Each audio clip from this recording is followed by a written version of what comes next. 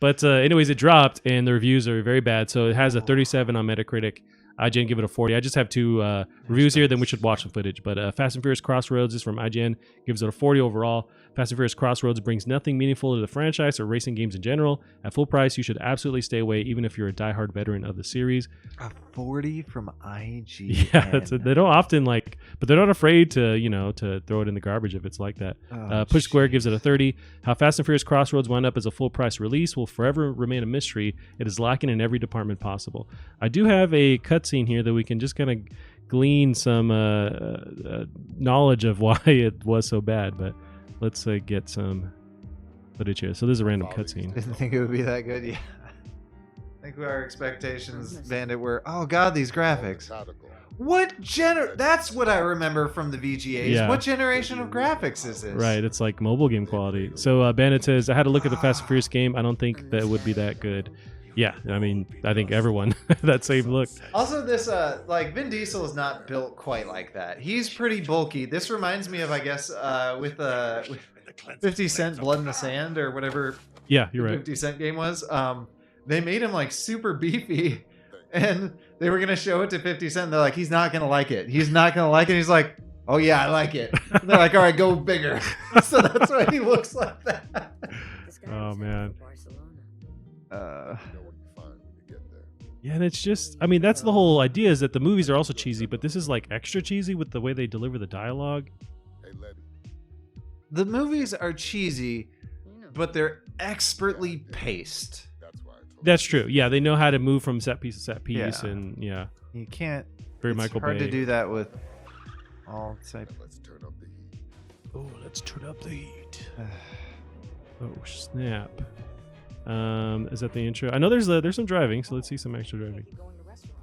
Yeah, this is Xbox 360 quality. I mean, there's cool reflections and stuff. One thing I found, so they're talking, like the characters are talking to each other in the car, but you're driving at like 200 miles an hour, and they don't flinch or react at all to what's going on. Like, look, you just plow through cars. Their dialogue does not change or reference that at all. It's just strange to me. It is hard to do that. The only game I've ever seen pull it off well is maybe the last Grand Theft Auto 5, and where then they go, whoa, watch out. The one that really shocked me was LA Noire. They reacted super well. The people would be pissed at you, and then they find a way to naturally run back into the conversation. Gotcha. And I can't imagine how much effort. I'm sure that was at least one or two people's full-time job. Oh yeah. To make that work, to write the scripts so you can do that. Absolutely incredible. It's so hard to do. Right. No, I get that. Oh, what are these graphics? Right. I have a hard time with this. The gameplay reminds me of San Francisco Driver from Bandit on the chat. Wasn't that game dope though? I think it was. Well, that might have been one of the newer ones. I forget the original Driver was one I remember on PlayStation 1. But San Francisco was maybe a later reboot or like the sequel to that one. But those games were also very fun. I don't know if this is the same level of fun. These graphics, they remind me of Tony Hawk's Underground 1. Yes. You know what? The chick with Not the quite that bad, but... short hair, she's in John Wick 3. She's the villain, basically, who's taking over and stopping all these different outlets from functioning again. I don't know if you remember. She has a shaved head. John Wick 3? In John Wick 3, yeah. Did you not watch it? God damn it, Kevin. You gotta watch that movie. God, did you watch the second? I have seen the scene where they have a knife fight in a hallway, and I want to watch it just for that scene alone because that was fantastically choreographed. Yeah, that was 3. But it's just every second of that fight scene is perfection. Yeah, all the movies are perfection, Kevin. You gotta watch those movies; they're awesome. I kind of disagree, but oh my god, I can't. You gotta leave my house. I would say John Wick 1 is fucking art. I think the sequel's better just because they kind of move things a little bit faster. But I might not disagree with you. The first one's really cool because they don't go over the top with it yet. They start to do that a bit more in the second. I would say number 1, 100% of the action scenes were connected to the plot. Sure.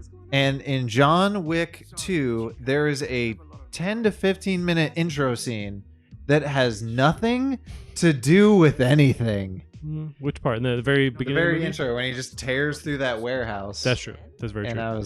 You know what? The third has Halle Berry, and she's kicking ass. And I need to see it because I saw some behind the scenes where she's doing the shooting range with Keanu. Yeah, she's dope. Her part of the movie is actually crazy dope. She has her own dogs too, and the dogs get revenge this time. They're just like taking dudes out. Man, I've been watching too much footage of that shooting range where because it's like you see Keanu and he whoops ass, and then you see the girls that train him. Yeah, it's like, holy shit!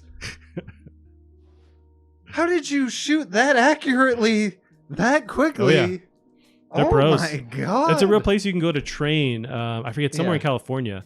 But yeah, like they'll let you do. There's that famous footage of Keanu where he has a shotgun, like an assault, I think his pistol, and he has to flip between them. Yeah, like he's flipping between. He does the I think he was loading the shotgun 2 shells at a time, which.